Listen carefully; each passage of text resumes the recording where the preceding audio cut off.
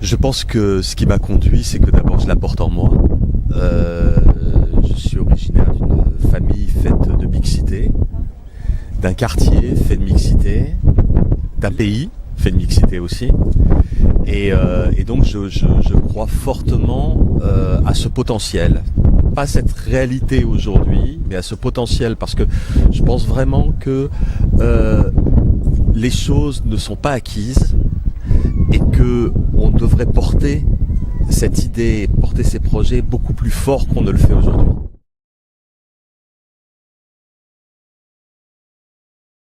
Alors, ce qui m'animait quand j'ai créé ce magazine que j'ai quitté il y a 2 ans et avec qui je n'ai plus aucune relation, c'était l'idée que finalement la reconnaissance de notre pluralité n'était pas du tout une question marginale, périphérique, c'était une question centrale, parce que ça renvoie à l'histoire de la France, ça renvoie à l'histoire des pays d'origine également, ça renvoie à ce que nous sommes profondément. Donc j'ai toujours été convaincu qu'il fallait poser ces sujets de manière visible, centrale, assumée, d'où l'idée de créer un magazine grand public.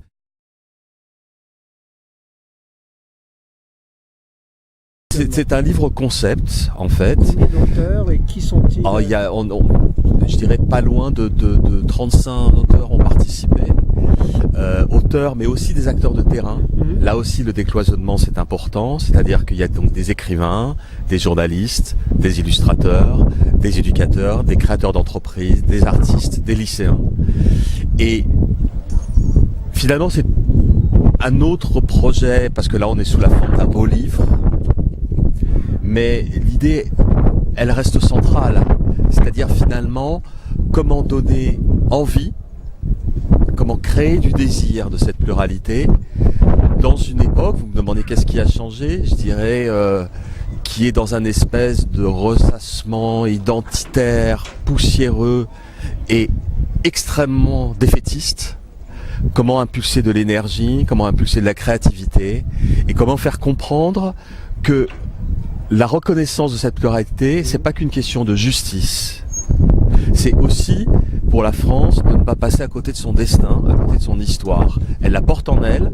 Si elle passe à côté de ça, elle rate son grand rendez-vous.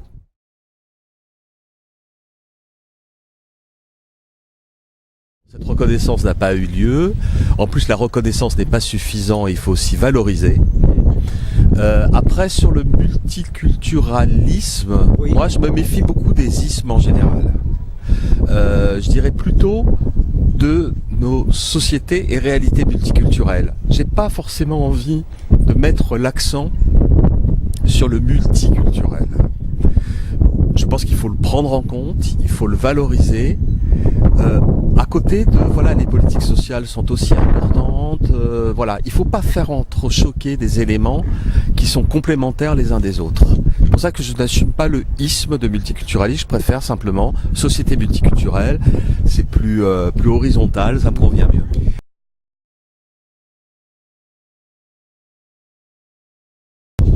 C'est un faux débat parce que, si vous voulez, pour pouvoir adhérer à un socle commun, il faut aussi être reconnu et respecté dans ses différences. Et que par ailleurs,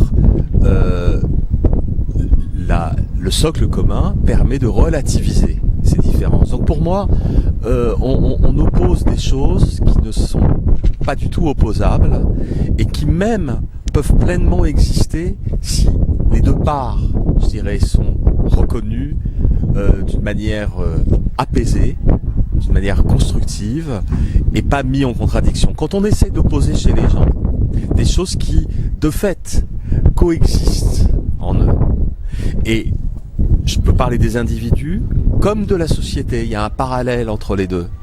Quand on essaye finalement de faire entrer en conflit, au lieu de créer une rencontre, une harmonie entre ces différentes choses, ce qui fait que on partage des choses, ce qui fait qu'on a des particularismes, on crée des conflits complètement artificiels qui n'ont finalement pas de sens pour les gens et qui ne veulent rien dire, une fois de plus, par rapport à l'évolution d'une société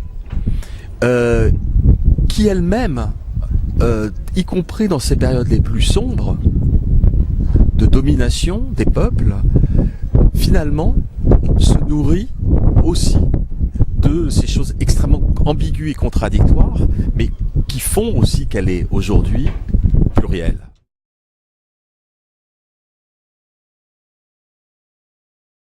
Ma position, d'abord, elle est que c'est un sujet extrêmement complexe et qu'il faut surtout pas essayer de le caricaturer d'une manière ou d'une autre.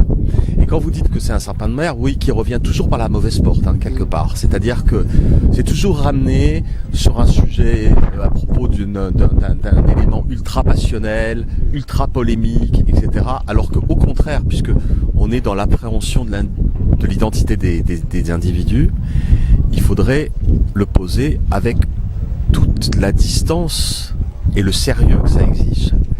Donc, si vous voulez, je pense que on a tort de se priver d'un outil statistique parce que à un certain moment, il faut pouvoir à la fois faire la photographie, mais aussi faire le film d'une société, voir ce qui bloque, ce qui progresse, ce qui régresse, et que dès qu'on passe à un stade de grandes entreprises ou de politique publique, etc., si on ne mesure pas, on se prive d'un élément absolument essentiel. Par contre, je pense qu'il faudrait traiter ce sujet avec énormément de précautions, notamment qui garantissent l'interdiction de tout fichier, qui garantissent l'anonymat, garantissent le volontariat des personnes qui répondent.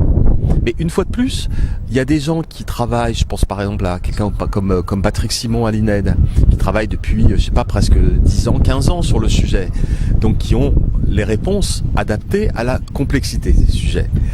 Je trouve dommage de fermer une porte qui pourrait être intéressante, alors qu'à mon avis, il faudrait l'ouvrir avec toute la précaution et le sérieux que ça exige. Et surtout, bien comprendre que qu'est-ce qui est mesuré? Qu'est-ce qui pourrait être mesuré? C'est pas ce que les gens sont. Parce que là, on rentre dans l'intimité des êtres. Ce qui est mesuré, c'est la représentation qu'on se fait des gens. Et dans des cadres très précis. D'accès au logement, d'accès à l'emploi, d'évolution des carrières, etc. Est-ce que une personne vue comme noire, asiatique, arabo-musulmane, etc., connaît l'égalité par rapport à d'autres? Et une fois de plus, c'est le regard que porte une société sur des êtres qui doit être mesuré et pas ce que sont, je dirais, biologiquement, ce qui est une absurdité, ou même culturellement les gens. Donc il faut bien comprendre que voilà, les statistiques n'est pas là pour mesurer l'humanité des gens. Elle est là pour prendre le pouls d'une société.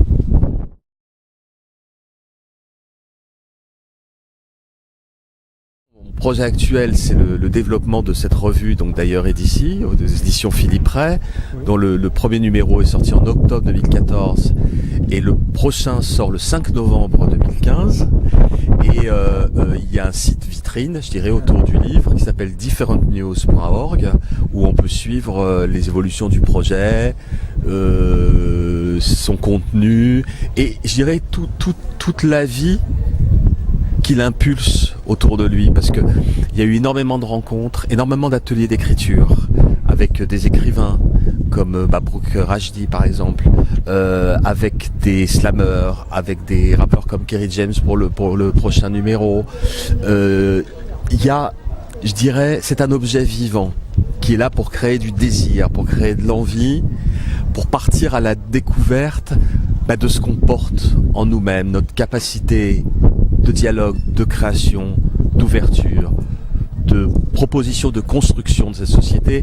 C'est un livre illustré qui lit de la fiction, du journalisme, de l'image, du texte, je dirais dédié à tous les mutants, c'est-à-dire ceux qui se nourrissent justement, qui n'ont pas peur de cette pluralité, mais qui partent à sa rencontre avec énergie, détermination et joie de vivre.